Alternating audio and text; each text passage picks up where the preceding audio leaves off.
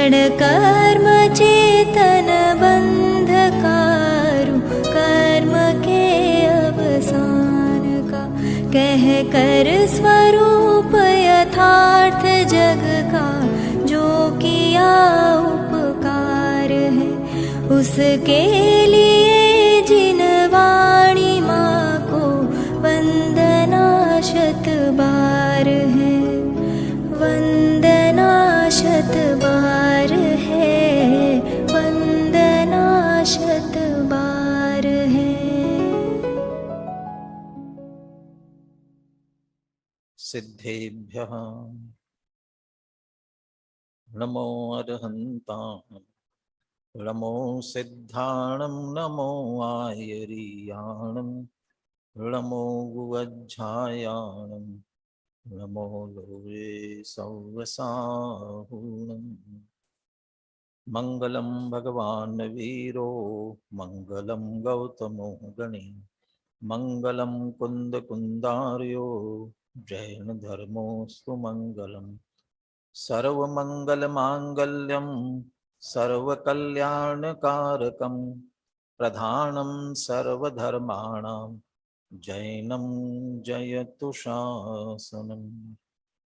वंदितु सर्वसिद्धे ध्रुवमचलमणोवमं गदिं पत्ते, वोच्छामि समयपाउड मिनमो सुद केवली भणिदम्। नमः समय साराय स्वानुभूत्या चकासते, चित्स्वभावाय भावाय सर्वभावान्तरच्छिदे। अनन्तधर्मणस्तत्त्वं पश्यन्ति प्रत्यगात्मनः, अनेकान्तमयी मूर्तिर्नित्यमेव प्रकाशताम्।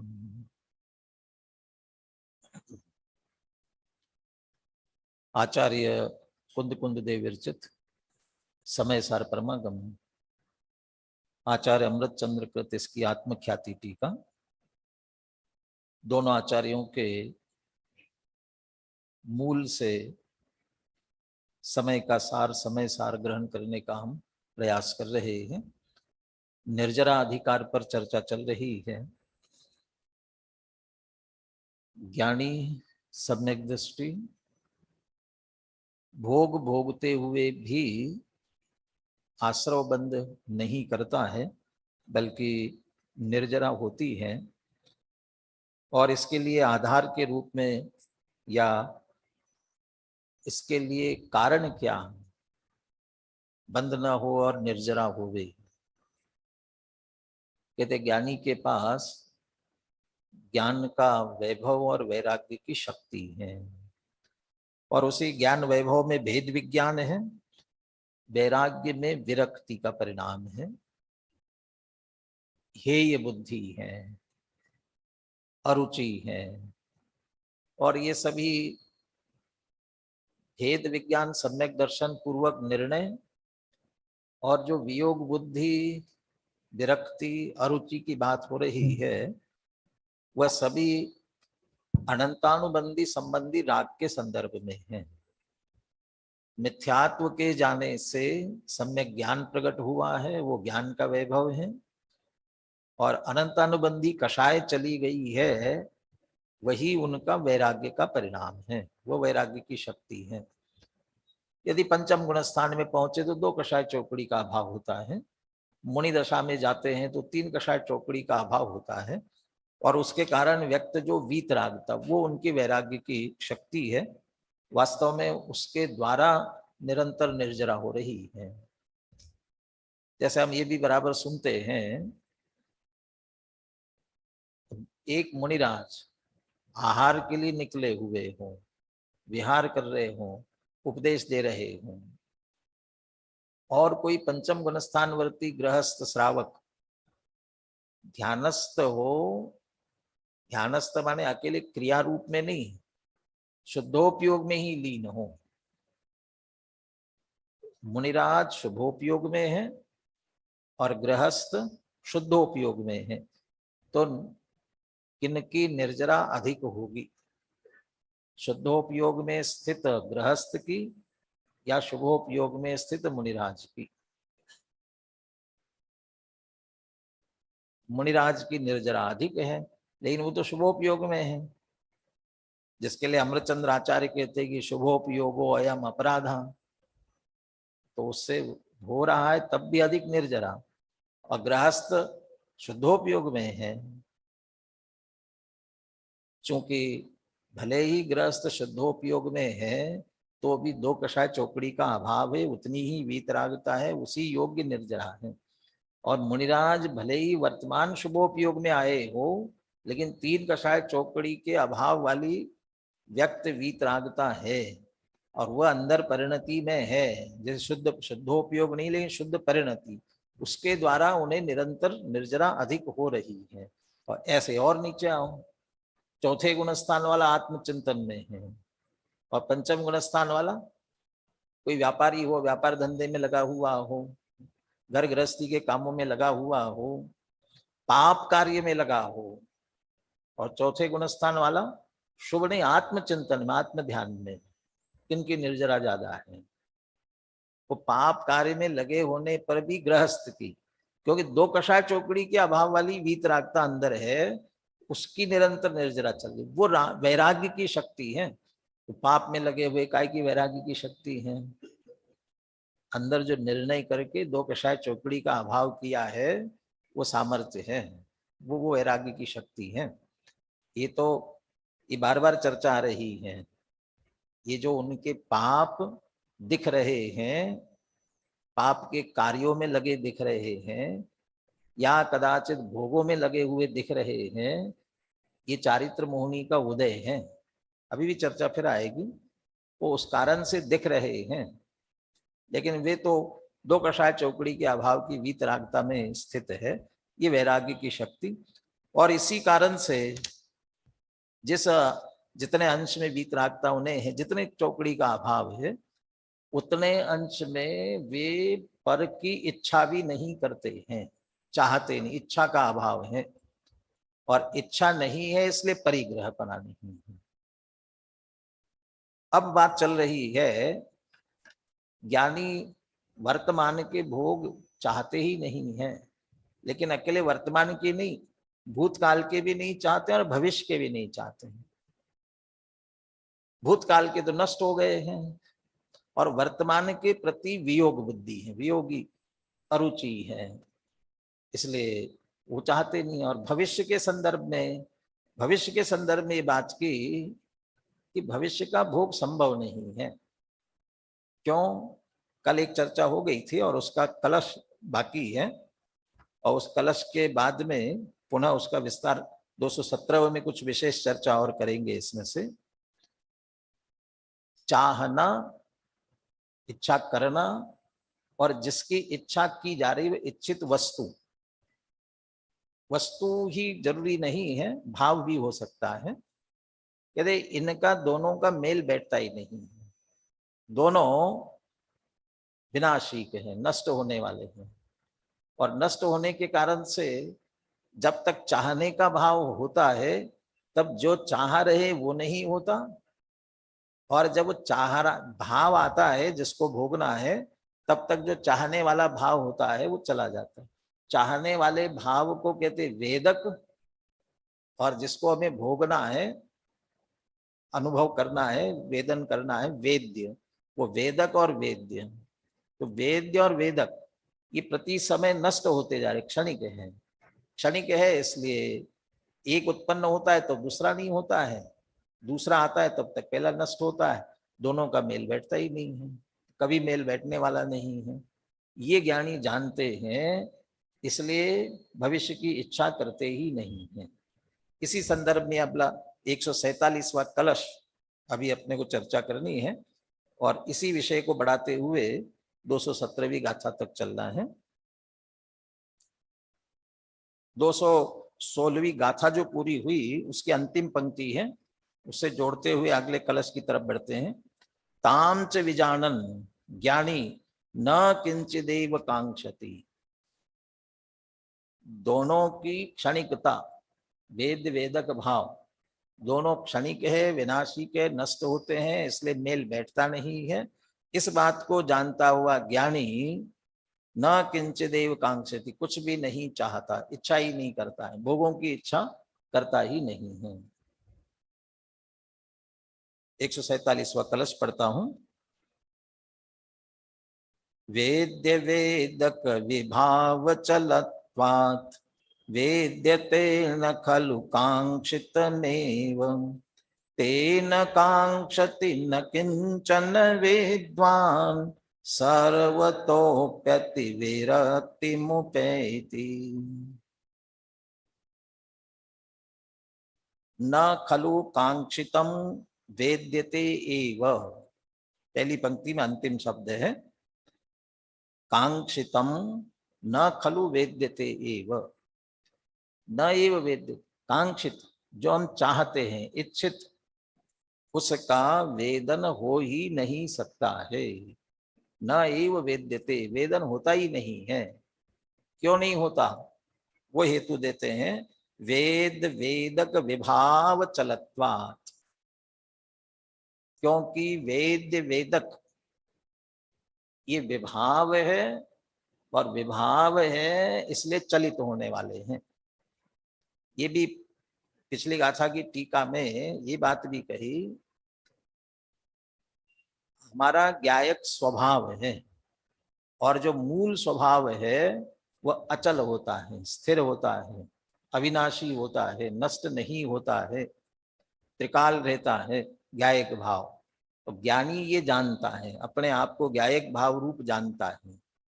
लेकिन ये जो वेद्य भाव और वेदक भाव, चाहना, इच्छा करना कि मैं इसे भोगूं, ये जो परिणाम, भोगने का भाव करने वाला परिणाम वेदक, और जो भोगना चाहता है, मीठा खाना है, नमकीन खाना है, ये पीना है, तो पीना चाहता हूं वेदक भाव, और वो जो पीना होगा उस समय उसका जो वेदन होगा, ये बढ़िया मीठा है, शिकंजी पी तो अच्छी, खट्टी भी और ठंडी भी है, वो उसका जो वेदन कर रहा है ना, वो वेद्य, जिसको वेदना चाहता है, वेद्य भाव। तो कहते ये दोनों है विभाव, स्वभाव तो है नहीं, और विभाव है, विभाव टिकता नहीं है। वो बड़े पंडित जी का वाक्य है ना, स्वभाव का कभी अभाव होता नहीं है, विभाव का सर्वदा सद्भाव रहता नहीं। विभाव सर्वदा रह, विभाव है ना तो सर्वदा रहता ही रह नहीं सकता है। तो ये वेद्य वेदक भाव भी विभाव है, और इसलिए चलत्वा, चला है माने क्षणिक है, नष्ट होंगे ही। और विचित्रता है, कैसे नष्ट होते हैं? वेदक भाव हुआ, क्षणिक है इसलिए नष्ट हो गया। जिसका वेदन करना चाहता था वो बाद में आया, वो आ तो गया लेकिन वो चला गया। ऐसा होता है ना, किसी को आपने मिलने के लिए बुला लिया, बिल्कुल टाइम दिया था, ठीक 8 बजे मिलना, और ठीक 8 बजे वो आया और 8 बजे आप चले गए। तो मिलना हुआ, तो उसने फोन कर दिया, कह रहे मैं तो आ गया हूं, मिलना है। अब वो कदाचित वापस आ जाए, लेकिन तब तक जो मिलने आया था वो चला जाए। ओके मैं तो आ गया, कहले मैं तो चला गया। कहते ये जो मिलना जैसे नहीं होता है ना, वेद वेदक भाव की स्थिति भी ऐसी ही है। वेदने का भाव हुआ उस समय वेद्य भाव नहीं है, और वेद्य भाव आया तब तक वेदक भाव चला गया। कहते फिर से होगा ना, तो कहते फिर से होगा, वो नया होगा, और जब नया होगा ना उस समय वेद्य भाव नहीं होगा। फिर क्या होगा? वो वेद्य भाव आएगा तब तक फिर वेदक भाव चला जाएगा। ये विचलत विभाव चलत्वा, विभाव होने से चलित है, क्षणिक है, इसलिए इच्छित का भोग कभी होता ही नहीं है। हम तो भोगते हैं, इच्छा करते हैं और कर लेते हैं। या बड़े बड़े पुण्यवानों के भी संभव नहीं है। नहीं, हमें तो जब भूख लगेगी तब खाना तैयार मिलता है। हाँ, बड़े भाग्यवान हैं, थाली तो लगी मिलती है, नहीं तो बाकी तो सबको बनाना पड़ता है, तब जाके खाना पड़ता है। अरे कुछ को तो बनाना नहीं, कमाना भी पड़ता है, कमा के लाओ, फिर बनाओ, फिर खाओ। और लगी लगाई मिले तो बहुत बड़ा भाग्य है, पुण्य का उदय है। लेकिन फिर भी इच्छा करोगे, जाओगे, बैठोगे, तब खाओगे ना। भूख लगी गए, और जब भूख लगी थी उसी समय तो नहीं मिला ना। कमरे में भूख लगी थी, भोजनशाला में गए, इतना टाइम तो लग ही गया। नहीं, वो देवताओं का पुण्य तो जोरदार होता है। कैसा? भूख लगी और अमृत झर गया, तो उसी समय हो गया ना। उसी समय हुआ कि नहीं? अरे उसमें भी अंतर पड़ गया। जब भूख लगी, वेदन हुआ ना भूख का, उस समय झरा नहीं है। और जब झरा, उस समय वो इच्छा पहले समय चली गई है, और वो झर गया दूसरे समय में। ये कह रहे, ये मेल बैठता ही नहीं है। ये इस बारीकी को ज्ञानी जानते हैं, इसलिए इच्छित का भोग होता ही नहीं है। इसलिए कहते वो भोग की कामना नहीं करते। सामान्य जनों को दिखता नहीं है, वो तो बासा भोग, बासी इच्छा, बासा भोग, ये चलता रहता है। और इसलिए वो संस्कार पीछे चलते रहते हैं, इसलिए हमने भोग लिया, मजा आ गया, ऐसा समझते रहते हैं। जैसे राजा ऋषभ देव के दरबार में इंद्र ने नृत्यांगना भेजी थी, नीलांजना, और उसकी बीच में ही मृत्यु हो गई। लेकिन उसी समय दूसरी नीलांजना आई, उसी समय। और सामान्य जन जो देख रहे हैं, उन्हें तो ये भी ख्याल में नहीं आया एक नीलांजना की मृत्यु हो गई है और दूसरी आ गई है। लेकिन राजा ऋषभ देव की सूक्ष्म निगाह में वह बचा नहीं, उनको ख्याल में आ गया, बदल गई, एक नष्ट हो गई, दूसरी आ गई। और फिर क्षण भंगुरता, स्वार्थपरता, वो सब विचार में आए। ऐसे ही हमारी बुद्धि में ये ख्याल में नहीं आता, हम तो चाहा हुआ खूब भोगते हैं, मजा करते हैं, मजा आता है। लेकिन ज्ञानी सूक्ष्मता से विचार करते हैं। वेदक भाव और वेद्य भाव ये चलायमान है, क्षणिक है। इसलिए कांक्षितम खलु न वेद्यते एव, इच्छित वस्तु का कभी भी भोग होता ही नहीं। तेन कांक्षति न किंचन विद्वान, इसलिए विद्वान किंचन न कांक्षति, इसलिए विद्वान कुछ नहीं चाहते। विद्वान माने कौन? शास्त्रों का अध्ययन करने वाले विद्वान। इसलिए हिंदी अर्थ किया ना, तो सीधा अर्थ किया कि ज्ञानी, आत्मानुभवी, उनकी बात है। वे विद्वान न कांक्षति किंचन, कुछ भी नहीं चाहते हैं। तो क्या होता है? सर्वतः अपि विरक्ति उपैति, सर्व ओर से वह विरक्ति को ही प्राप्त होते हैं, विरक्ति का परिणाम ही रखते हैं। माने इस तत्व ज्ञान के आधार से, इस निर्णय की वजह से वो निरंतर विरक्ति का भाव रखते हैं। कल अशक्ति और आसक्ति दो शब्द आए थे। ज्ञानी की अशक्ति तो है, ये सब होते हुए भी कदाचित भोगों में लगे हुए दिखते हैं, ये उनकी अशक्ति है। अभी चौथे गुणस्थान में ना पुरुषार्थ की कमजोरी है, इस कारण से पूर्ण आत्मलीन नहीं हो पा रहे। आत्मा का अतीन्द्रिय सुख ही सुख है, वो अतीन्द्रिय ही है, निराकुल ही है, वही भोगने योग्य है। अरे मुनिराज भी, हमें तो पूर्ण दशा ही चाहिए, सादि अनंत का आनंद लहिए, पतली धारण भाई वन में। तीन कषाय चौकड़ी के अभाव वाली अंतरंग में धारा चल रही है, जिसे पांचवी गाथा की टीका में अमृतचंद्र आचार्य कहते हैं, निरंतर झरता हुआ आनंद जिसकी मुद्रा है, ऐसा प्रचुर स्वसंवेदन। निरंतर झरता हुआ आनंद जिसकी मुद्रा है, माने लक्षण है। और ऐसा प्रचुर स्वसंवेदन जिन्हें है, उससे वो ज्ञान वैभव की उत्पत्ति की बात की, तो प्रचुर स्वसंवेदन है। लेकिन वे ये कह रहे हैं कि इतना सा नहीं चाहिए, तो कितना चाहिए? सादि अनंत का परिपूर्ण। इसका ये भी अपूर्ण है, तो चौथे गुणस्थान वालों को कितना है? वहां तो एक कषाय चौकड़ी के अभाव वाला है, वो अतीन्द्रिय आनंद की सिर्फ एक कणिका चखने में आई है, लेकिन वह इतनी उत्कृष्ट है, वो भाती है, लेकिन उसमें पूरा लीन नहीं हो पाते, उस की तरफ पूरा ध्यान नहीं जा पा रहा है, क्योंकि अभी कमजोरी है।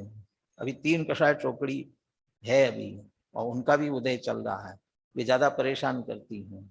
उसकी अगली अनंतानुबंधी चली गई, अप्रत्याख्यान, तो वो ज्यादा परेशान करती है। तो वो आती है तो उसके अनुसार थोड़ा भोग होता है, उस तरफ थोड़ा परिणाम चला जाता है। तो ये अशक्ति कह रहे हैं। लेकिन ये अशक्ति होते समय भी उसमें उन्हें आसक्ति नहीं है, ये विरक्ति मुपैति। क्यों? क्योंकि ये जानते हैं वे, ये वेद वेदक भाव, ये इच्छाएं, ये कभी पूरी होने वाली नहीं है। भोगों को अमृत फल जाना, विषयों में निस्दिन मस्त रहा, उनके संग्रह में हे प्रभुवर में व्यस्त त्रस्त अभ्यस्त रहा। अरे ये भले ही लगा हुआ हो, लेकिन ये भोग करके भी पूरी होने वाली नहीं है, बल्कि मानो पावक में घी डाला, वो तो बढ़ने वाली है, ये ज्ञानी जानते हैं। इसलिए विरक्ति मुपैति, वे निरंतर उससे विरक्ति के भाव को ही चाहते। श्लोकार्थ पढ़ता हूं, फिर अपन श्लोक और पद्य अनुवाद दोहराते हैं।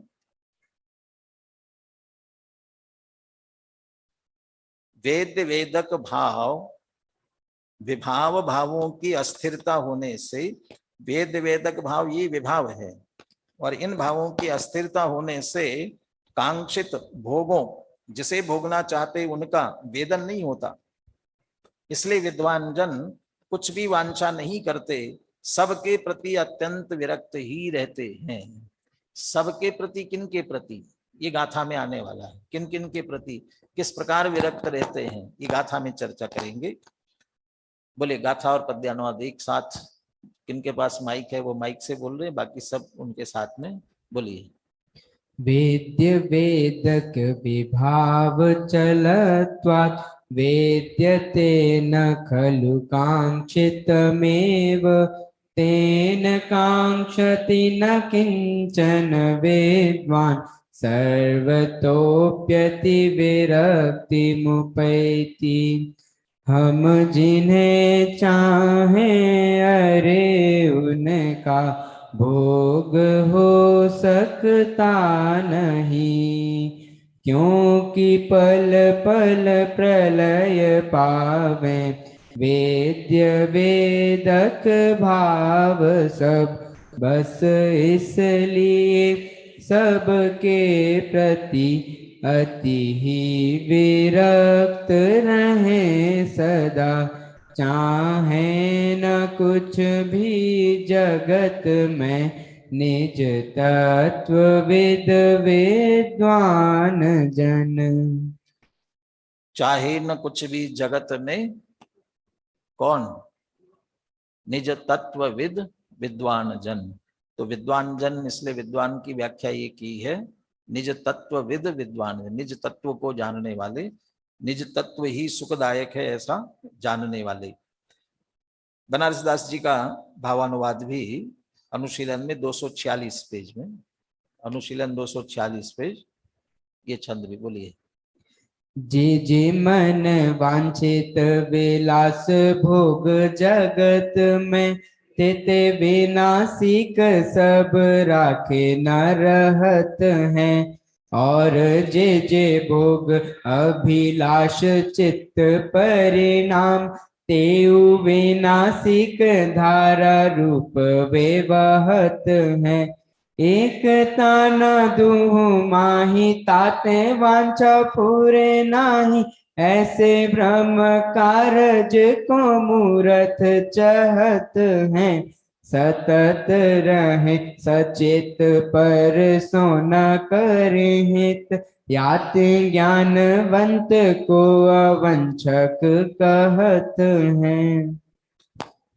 जे मन वांछित विलास भोग जगत में, जो कोई भी जगत में मन वांछित भोग हम चाहते हैं, ते विनाशिक सब राखे न रहते हैं।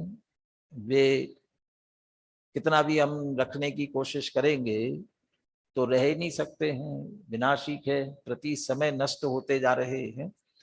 ऐसे लगेगा कि भाई हमारे भी जो भी खाद्य पदार्थ होते हैं तो उन सबकी तो मर्यादा तो होती है ना, भी इतने दिन तली हुई चीज है तो 8 दिन 10 दिन उसकी इतनी लंबी मर्यादा है, तब तक तो रखे रह सकते हैं ना, तब तक तो खराब नहीं होती है।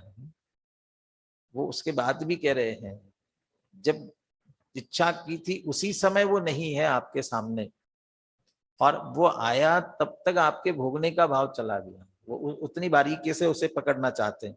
मोटे तौर पर जो तो कितने दिन रखोगे, कोई भी चीज होगी तो जाने वाली है, कोई रहने वाली तो है नहीं। और जग में जिसको निज कहता मैं, वो छोड़ मुझे चल देता है। मैं आकुल व्याकुल हो लेता व्याकुल का फल। लेकिन वो यदि नहीं जा रहा हो ना, कि वो नहीं जाता हो, वो नष्ट नहीं होता हो, तो हमें हमें नष्ट होना पड़ता है। जरूरी नहीं है कि हम भी त्रिकाल बने ही रहे, ऐसा तो हो नहीं सकता है। तो ये कहीं ना विनाशिकता है। जे जे मन वांछित विलास भोग जगत में, ते ते विनाशिक सब राखे न रहत है। बड़े पंडित जी का एक और वाक्य है ना वहां, हमारी इच्छा के अनुसार सामग्री मिलती नहीं है। जो जो आप चाहो उसके अनुसार सामग्री मिले ये जरूरी नहीं है। इच्छा अनुसार सामग्री मिलती नहीं है, और कदाचित मिल जाए तो टिकती नहीं है। बनी रहे हमेशा शाश्वत तो है ही नहीं, वह टिकती नहीं। और कदाचित टिकी रहे तो सुख देती नहीं है, उन्हें सुख भी नहीं आता है। सुख ही होवे ऐसा जरूरी नहीं है। और जे जे भोग अभिलाष चित्त परिणाम, तेवो विनाशिक धारा रूप वह बहत है। और जो उसे चाहने का परिणाम है, वो चाहने का परिणाम भी नष्ट होता जाता है। तो चाह चली जाती है, तो चाह चली जाती है तो वो रहते नहीं है। तेवो विनाशिक धारा रूप वह बहत है, वे विनाशिक धारा रूप से चलते जाते हैं। कल मैंने लोक की कहावत सुना दी थी, जब दांत थे जब चने नहीं थे, अब चने हैं तो दांत नहीं है, ऐसी स्थिति होगी। भोगने का बहुत है, युवावस्था में बहुत सब भोग सकते हो, खा सकते हो, सब कर सकते हो, है नहीं। फिर विचार होता है कि अच्छा कमा लेंगे अभी और फिर बैठ के आराम से खाएंगे। और कमाने कमाने में शरीर की ऐसी स्थिति हो जाती है, मैं तो नहीं कहना चाहता कि ऐसी तैसी हो जाती है, फिर भोगने लायक ही नहीं रहते हैं, चला जाता है। तो जे जे भोग अविलास चित्त परिणाम, तेवो विनाशिक धारा रूप वह बहत है। एक तान दुहु माही, ताते वांछा फुरे नाही।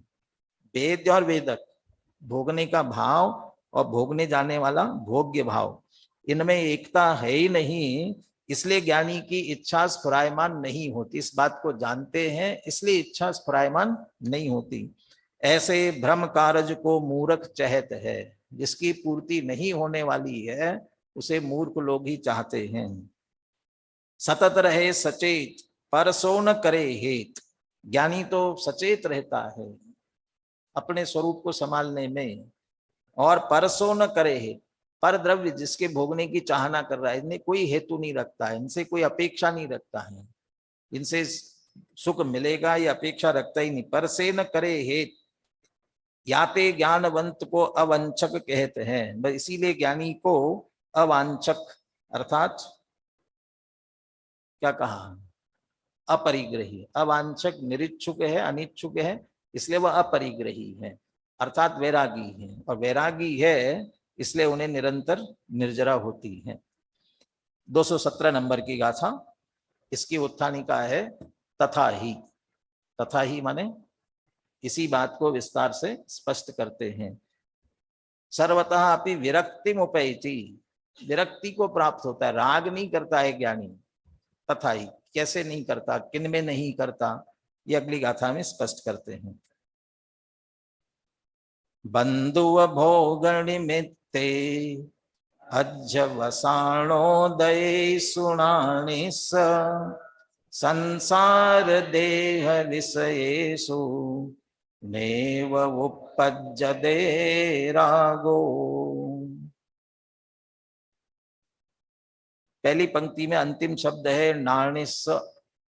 नानिस्स माने ज्ञानी के, और नीचे की पंक्ति में अंतिम शब्द है 3 शब्द, नेव उपपज्यते रागो। नानिस्स रागो नेव उपपज्यते, ज्ञानी को राग कभी उत्पन्न नहीं होता। राग उत्पन्न, राग होता ही नहीं है। किनमें नहीं होता? अध्यवसाणोदयेषु, अध्यवसाण के उदय में, उत्पन्न होने वाले अध्यवसाण में। और वे जो अध्यवसान है वो दो प्रकार के कहे। अध्यवसान, दो प्रकार के अध्यवसान की बात कर रहे हैं। वह अध्यवसान, अध्यवसान विपरीत मान्यता, वह अध्यवसान का भाव, अध्यवसान का उदय किसके संदर्भ में? नीचे की पंक्ति में पहले शब्द संसार देह विषयेषु, ये दो लिए हैं, संसार और देह। तो संसार देह अलग अलग हैं, वो सब बताने वाले, टीका में अभी और बताएंगे उसे। संसार संबंधी क्या लिए, देह संबंधी क्या लिए, वह भी बताएंगे। तो अपन इसको लेवे संसार विषयेषु अध्यवसान उदयेषु और देह विषयेषु अध्यवसान उदयेषु। संसार विषयक अध्यवसान और देह विषयक अध्यवसान, इन दोनों में ज्ञानी को राग होता ही नहीं है। और ये जो दो अलग अलग किए ना, इसके पीछे भी कारण कह रहे। इनमें से बंध उपभोग निमित्ते, वे कैसे हैं? एक बंध का निमित्त है और एक उपभोग का निमित्त है, भोग का निमित्त है। बंध का निमित्त माने नया बंध कराता है, आगामी बंद हो जाता है। और उपभोग का, भोगने में आता है। तो भोगने में आया तो बंद होगा कि नहीं होगा, कि जरूरी नहीं है, बंद होवे ही ऐसा जरूरी नहीं है। वो कौन सा? वो जो संसार का कारण कह रहे हैं, संसार के संदर्भ में अध्यवसान है, उसे तो कह रहे बंध निमित्ते। तो बंध निमित्ते संसार विशेषु अध्यवसानोदयेषु नानिस्य रागो नैव उपपद्यते, ये बंध का निमित्त कहा उसे। और दूसरा देह विषयक, वो मात्र भोग का निमित्त है, देह विषयक। अब देह विषयक अध्यवसान कैसा क्या होता है, और संसार विषयक अध्यवसान, अब इतना तो है, देह विषयक वो अध्यवसान नहीं हो सकता है जो बंध का निमित्त हो। तो कौन सा? ये देह मैं हूं, ये देह मेरी है, इस देह का मैं करता हूं, ये एकत्व ममत्व, ये विपरीत अध्यवसान का भाव करता हो, ये तो मिथ्यात्व का है, तो बंध का निमित्त है, तो उसका नहीं है। फिर कौन सा है, वो अपन टीका में देखते हैं। अभी तो इतनी बात ध्यान रखे, दो प्रकार के अध्यवसान के भाव है, एक संसार विषयक है, एक देह विषयक है। संसार विषयक है वे बंध के निमित्त है, और देह विषयक है वे मात्र भोग के निमित्त है। लेकिन इन दोनों के प्रति ज्ञानी को राग उत्पन्न नहीं होता। गाथार्थ है, बंध और उपभोग के निमित्त भूत संसार संबंधी, देह संबंधी अध्यवसान के उदयों में ज्ञानी को राग उत्पन्न नहीं होता। ज्ञानी राग नहीं करता, राग नहीं करता अर्थात उनसे राग पूर्वक जुड़ता नहीं है भाई, इसीलिए अवांछक है। और ये जो परिणाम, ये जो विरक्ति का भाव, इस कारण से ज्ञानी को निरंतर निर्जरा हो रही है, बंधन नहीं होता है। बोलिए गाथा और पद्यानुवाद बोलिए।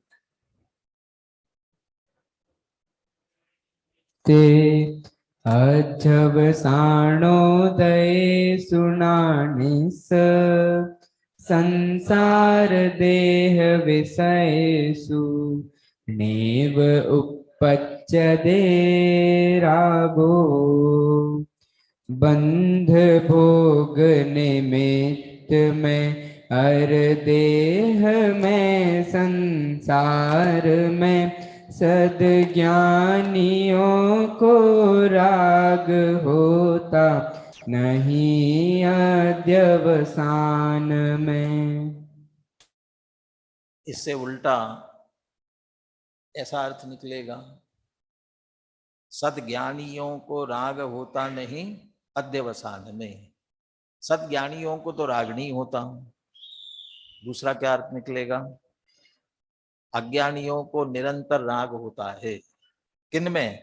भोग निमित्त में, देह और संसार में निरंतर राग होता है। जब भोग कर रहे हो तब तो होता ही होता है, और जब नहीं भी कर रहे हो तब भी राग चलता है। परिणाम संबंधी राग, अभिप्राय संबंधी राग, वो निरंतर चलता रहता है, और इसलिए निरंतर बंध भी उसका चलता रहता है। हम सो जाते जब तो कुछ भी राग नहीं करते ना, जब तो बंद नहीं होता होगा ना। जब तो और चलता है, जब जग विषयों में रच पच कर गाफिल निद्रा में सोता हो, अथवा वह शिव के निष्कंटक पथ में।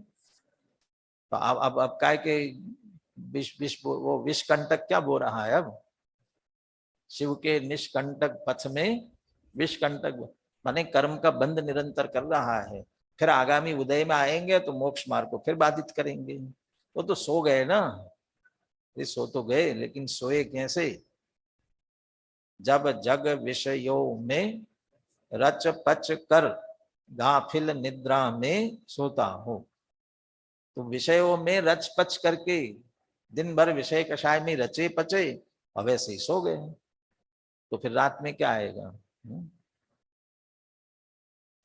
लहसुन खाते खाते कस्तूरी की डकार नहीं आती है, जो खाया होगा वही तो डकार में आएगा। तो दिन भर यदि विषय कषाय में रचे पचे हैं तो वही चलता रहता है, अभिप्राय में वो परिणाम वो चलता रहता है। तो अज्ञानियों की बात उल्टी है, ज्ञानी की बात इससे भी। अभी जैसे अज्ञानी के लिए कहा ना, कुछ नहीं कर रहा है, उस समय भी निरंतर बंद हो रहा है, अनंत संसार का बंद हो रहा है निरंतर। और ज्ञानी कदाचित विषय अभी आगे वो चर्चा पीछे भी हो गई और आगे फिर आएगी इस बात की चर्चा।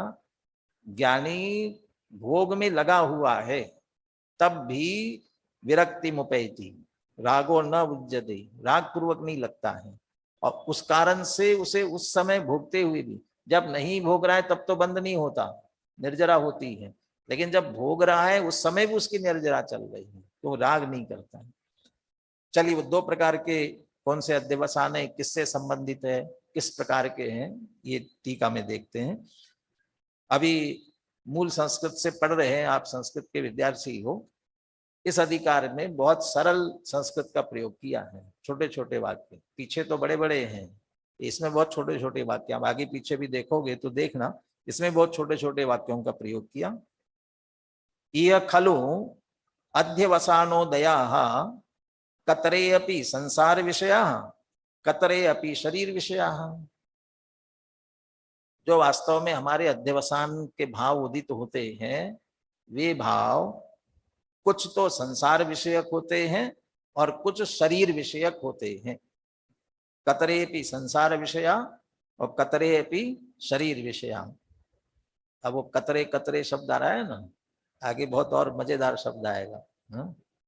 तत्र यतरे संसार विषया ततरे बंध निमित्ता। ये जो दो प्रकार के अध्यवसान कहे ना, कुछ संसार विषय का कुछ शरीर विषय, यतरे संसार विषया ततरे बंध निमित्ता। माने जितने संसार विषय के है वे तो बंध के निमित्त हैं, पुनः बंद कराने वाले हैं। यतरे शरीर विषया ततरे तो उपभोग निमित्ता। लेकिन जितने शरीर विषयक है वे कैसे हैं? वो भोग के निमित्त हैं, वो भोगना पड़ते हैं। ये अलग अलग किया, इसका मतलब शरीर विषयक जो उपभोग वाले ने कुछ अलग तरह के, क्यों? क्योंकि उनको बंध निमित्त नहीं कह रहे हैं, मात्र उपभोग के निमित्त कह रहे हैं, इसलिए वो उपभोग निमित्त है। अब वो कौन से बंध निमित्तक और कौन से उपभोग के निमित्तक? यतरे बंध निमित्ता ततरे राग द्वेष मोहाद्या। जो बंध निमित्तक है वो कौन से हैं? मोह राग द्वेष के परिणाम। और उनको कौन से कहा है? वो संसार विषयक है, वो संसार बढ़ाने वाले हैं। यतरे तो उपभोग निमित्ता ततरे सुख दुखाद्या। और उपभोग के निमित्त कौन से? सुख दुख के, जो सुख दुख का वेदन होता है। और जो शरीर संबंधी है, ये शरीर को अनुकूल लगा तो सुख होता है, शरीर को प्रतिकूल लगा तो दुख होता है, ये सुख दुख संबंधी है। तो ये सुख दुख भोगेंगे, उपभोग भोगना पड़ा ना, सबको भोगना पड़ता है। तीर्थंकर से बली जब उनकी नहीं चली तो क्या करिए, जिस पंथ चले भगवंत वही आचरिए। या बड़े बड़ों की नहीं चलती है, उनके भी जिस प्रकार का उदय आता है वह उस प्रकार का उदय उन्हें भी भोगना पड़ता है। सुख दुख होता है तो सुख दुख का उपभोग का निमित्त बनता है, नहीं तो सुख दुख भोगेंगे तो फिर बंद नहीं होगा कि नहीं होगा, तो वो सहज भोगना है। इसलिए कह रहे उसमें भी राग द्वेष नहीं करते हैं, इस वजह से ज्ञानी अज्ञानी में यही तो अंतर है। सुख हुआ ठीक है, दुख हुआ ठीक है, सहज भोगा। हाँ, होकर सुख में मग्न न फूले, दुख में कभी न घबरावे, वैर पाप अभिमान छोड़ जग नित्य नए। तो सुख में मग्न नहीं होना, दुख में दुखी नहीं होना, सहज रहना, ये सहज रहते हैं। या फिर पुण्य पाप फल माही, हरख विलखो मत भाई, यह पुद्गल पर जाए, उपजे विन से फिर नाई। जैसे वेद वेदक भाव अचल विनाशिक समझते हैं, ऐसे सुख दुख, शरीर संबंधी जो सुख दुख हो रहा है, ये विनाशिक है, ये कर्म के उदय का भोग है, ये भोगना है, भोग लिया। लेकिन भोगने पर उसके अनुसार जिस देह संबंधी हो रहा है, उस देह में एकत्व बुद्धि नहीं है, इसलिए कदाचित चारित्र के उदय जनित थोड़े सुख दुख का वेदन हो भी रहा हो, तो वैसा जैसा अज्ञानी को देह के प्रति एकत्व बुद्धि कराता है, अनंत संसार का बंद कराता है, ऐसा बंद ज्ञानी को नहीं कराता भोगने पर भी। तो इसलिए बंद निमित्त नहीं कह रहे, भोगना तो पड़ेगा, चाहे मुनिराज भी हो, आत्म ध्यान में लीन हो, लेकिन परिशा उपसर्ग आवे तो शरीर संबंधी कष्ट होता है, उस संबंधी दुख भी भोगना पड़ता है। परंतु तो दुख, बहुत दुखी हो जाते होंगे। अरे दुखी हुए तो फिर हमें थोड़ा सा अभी बैठे बैठे कोई एक कुछ चुभ जाए थोड़ा सा ही, तो तत्काल हमारा आसन बदल जाता है ना, बदल बैठे नहीं रह सकते हैं, तत्काल उसके प्रतिकार का उपाय तत्काल करते हैं। मुनिराज करते हैं प्रतिकार का उपाय, कुछ नहीं है, सहज बैठे हैं। लेकिन वो तो मुनिराज हैं, ध्यानस्थ हैं, उपयोग उधर नहीं है कदाचित, और उससे उत्कृष्ट कार्य में लगे हैं तो नहीं जाता ध्यान। लेकिन गृहस्थ तो उसके प्रतिकार का उपाय भी कर रहा है ना, तब तो दुखी हो गया। जब तक प्रतिकार का उपाय कर रहा है, बचने का उपाय कर रहा है, खाने की इच्छा हुई तो खा रहा है, तो कर रहा है ना, दुख को दूर करने के लिए। सुखी हो तो कदाचित खुश भी हो रहा है। ऐसा होते हुए भी देह के प्रति एकत्व बुद्धि नहीं है। खाने का कदाचित भाव आया तो भक्ष पदार्थ ही खाने का परिणाम आएगा। खाएगा तो भक्ष ही, परिणाम भी भक्ष का आएगा, अभक्ष का तो परिणाम ही नहीं आएगा, और वह भी समय पर, मर्यादा में, उससे अधिक का आएगा ही नहीं। अन्याय अनिति अभक्ष का परिणाम होगा ही नहीं, उतना ही। इसलिए वो जो बाकी का नहीं हो रहा है ना, अति, और अज्ञानी को जिसकी गृद्धता ज्यादा होती, वो क्या करेगा, नहीं कैसे भी करके अन्याय अनिति अभक्ष पूर्वक भी वो अपनी इच्छा की पूर्ति में लगेगा। ये अंतर है। और ये जो अंतर है, इसलिए वो सुख दुख होते हुए भी वैसी एकत्व बुद्धि, वैसी आसक्ति ज्ञानी के नहीं होती। वो राग का अभाव कह रहे हैं, इसलिए वो मात्र उपभोग का निमित्त कहा। और यदि राग द्वेष होते तो संसार का निमित्त। वो अध्यवसान, माने अध्यवसान दो तरह के, एक तो सुख दुख जो कुछ परिणाम होने हैं वो तो होंगे, और दूसरा उसमें मोह राग द्वेष के परिणाम करना। बुखार आया, थोड़ी सी असाता तो होती है, थोड़ा सा आकुलता तो होती है, और एक 100 डिग्री बुखार होते ही एक बहुत चिल्लाने लग जाता, अरे मुझे तो बहुत बुखार हो गया, बहुत तकलीफ हो रही, बहुत तकलीफ हो रही है, बहुत हल्ला मचाता है। और एक को 105 डिग्री बुखार भी हो जाए तो शांत पड़ा रहता, ठीक है। तो 100 डिग्री हुआ है, उसे कितनी आकुलता असाता कितनी हो रही होगी, थोड़ी सी हो रही होगी। और 105 वाले को बहुत हो रही है ना, तो लेकिन वो नहीं कर, शांत है, ठीक, बुखार तो चला जाएगा। यानी वो एक तो आसक्ति भी नहीं है, आकुलता व्याकुलता ज्यादा नहीं करता है, तो भोगना तो है ही, कम करो चाहे ज्यादा करो, भोगना तो है ही। ऐसे ज्ञानी सुख दुख को भोगते तो है, लेकिन उसे मोह राग द्वेष पूर्वक नहीं होते, आसक्ति पूर्वक नहीं भोगते हैं। इसलिए वो संसार के निमित्त नहीं है, मात्र उपभोग के निमित्त कहा। अंतिम वाक्य है, अथ अमीषु सर्वेषु अपि ज्ञानिनो नास्ति रागः। इनमें दोनों में ही मोह राग द्वेष के परिणाम तो विभाव है, विकार है, स्वभाव है ही नहीं। इसलिए उनके संदर्भ में तो ज्ञानी को राग है ही नहीं। लेकिन शरीर संबंधी सुख दुख जो हो रहा है ना, उसमें भी ऐसा नहीं करता ये दुख तो नहीं हो, दुख तो खराब है इसलिए उसके प्रति द्वेष का परिणाम होगा, लेकिन सुख का परिणाम अच्छा है इसलिए सुख का परिणाम रहने दो, राग हो। किसी के दोनों के प्रति न राग है न द्वेष है, आया उसे सहज भोग लेता है, इसलिए उपभोग का निमित्त है। क्यों राग नहीं करता उनके प्रति? नाना द्रव्य स्वभावत्वेन टंकोत्कीर्ण एक ज्ञायक भाव स्वभावस्य तस्य तत्प्रतिषेधात्। तस्य ज्ञानी न, उस ज्ञानी के लिए, वो ज्ञानी अपने आप को क्या अनुभव करता है, क्या वेदन करता है?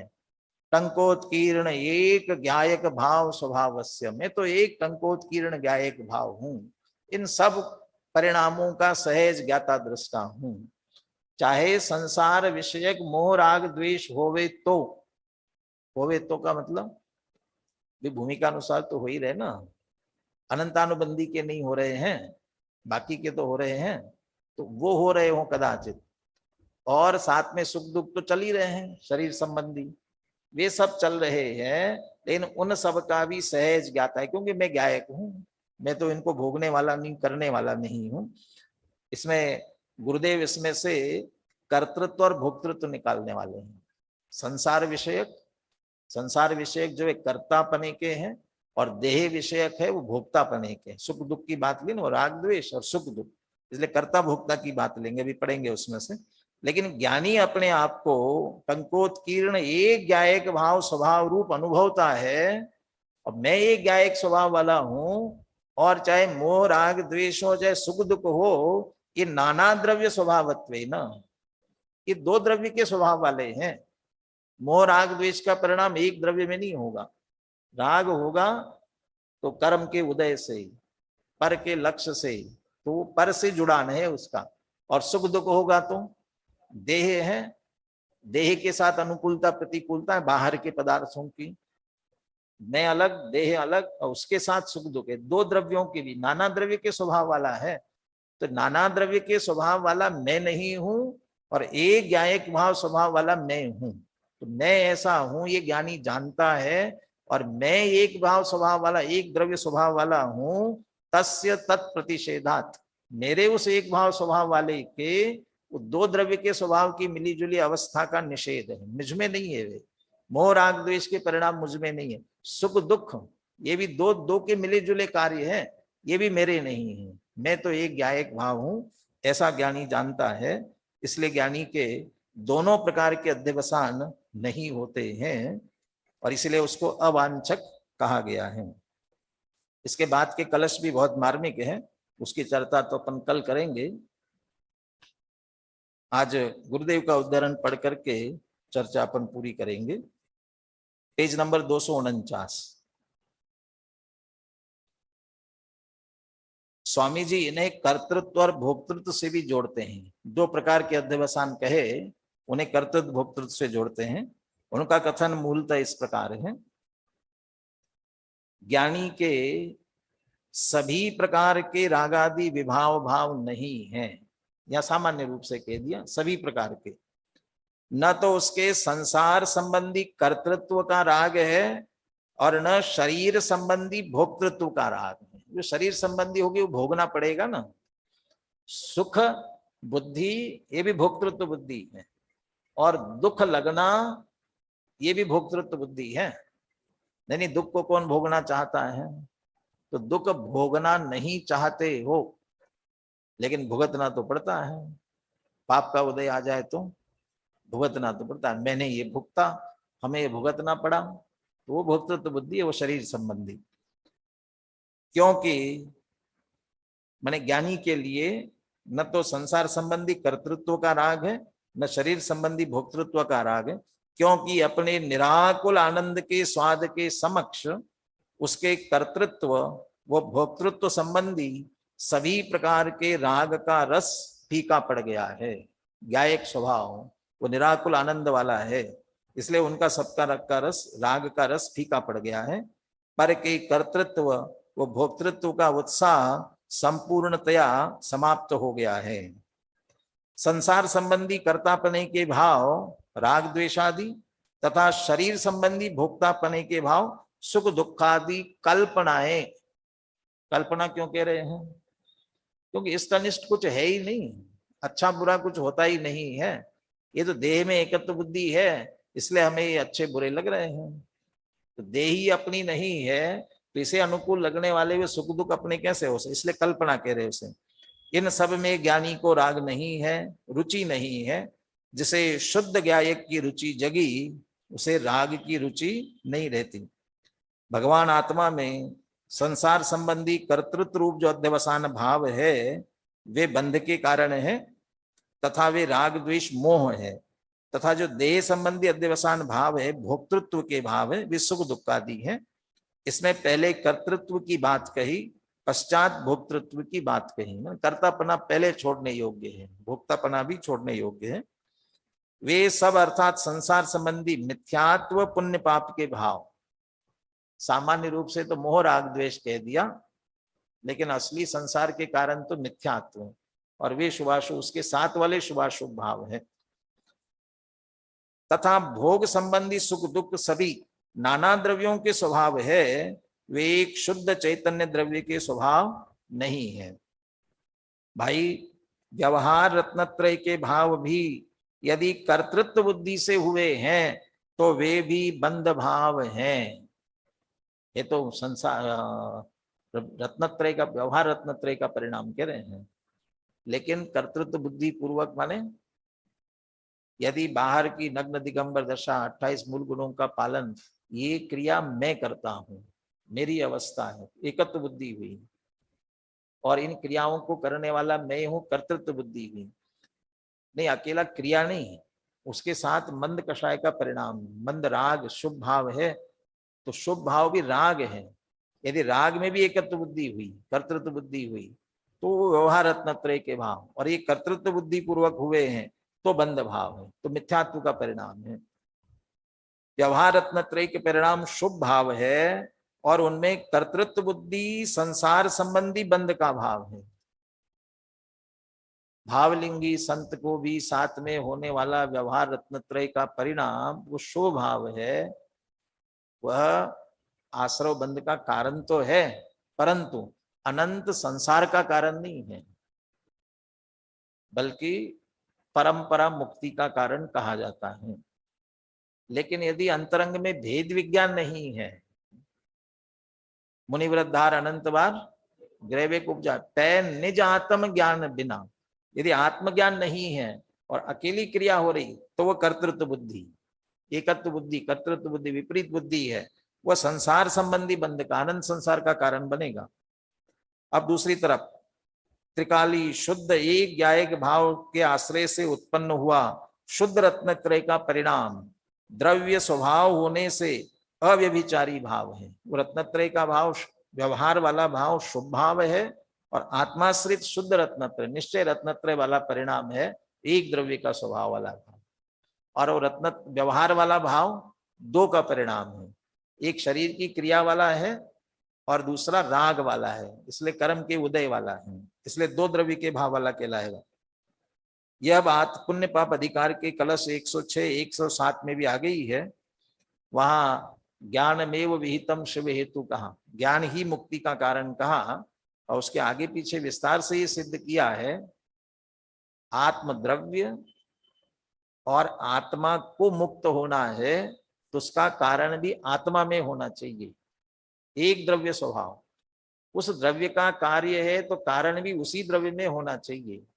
कार्य होना है आत्मा में, और कारण बने शरीर की क्रिया या राग पर के लक्ष्य से होने वाला राग, कर्म के उदय से होने वाला राग, तो द्रव्य से दो द्रव्यों की बात आई, वो वास्तविक कारण नहीं हो सकता है। ये पुण्य पाप अधिकार में कहा। ज्ञान का होना एक द्रव्य भाव होने से शुद्ध है, पवित्र है, मोक्ष का कारण है। और शुभ भाव के लिए क्या शब्द प्रयोग किए मालूम है? 106 107 108 इन्हीं कलशों में पांडे राजमल जी ने वो शुभ भाव व्यवहार रत्नत्रय का परिणाम होता हुआ दुष्ट है, अनिष्ट है और बंध का कारण है। एक शब्द भूल रहा हूं, दुष्ट है, अनिष्ट है, और एक और कोई है या बंध का कारण है ऐसा दुख का कारण कहा। और ये एक द्रव्य भाव ज्ञान स्वभाव कैसा है, कलश टीका में इसमें नहीं मिलेगा। वो शुद्ध है, पवित्र है, मोक्ष का कारण है, जबकि कर्म का होना अन्य द्रव्य के स्वभाव रूप होने से मोक्ष का कारण नहीं है, बंध का कारण है। ये बात ज्ञानी जानते हैं, इसलिए वह किसी के प्रति राग नहीं करते हैं, सहज विरक्ति के भाव सहित होते हैं और इसीलिए उन्हें बंध नहीं होता। भोग भोगते हुए भी बंध नहीं होता। इसके लिए आगे जो 2 कलश आएंगे उनमें दृष्टांत सहित पुनः इस बात का विशेष स्पष्ट।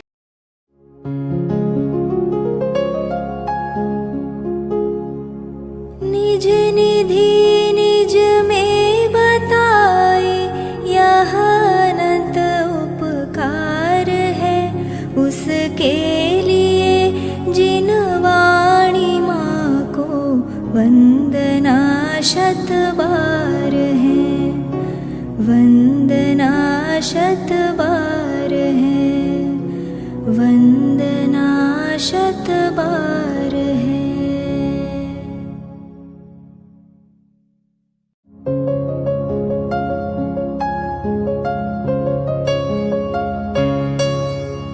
हे जिन वाणी भारती तो ही जपो दिन रैन, जो तेरी शरणा गहे सो पावे सुख चैन।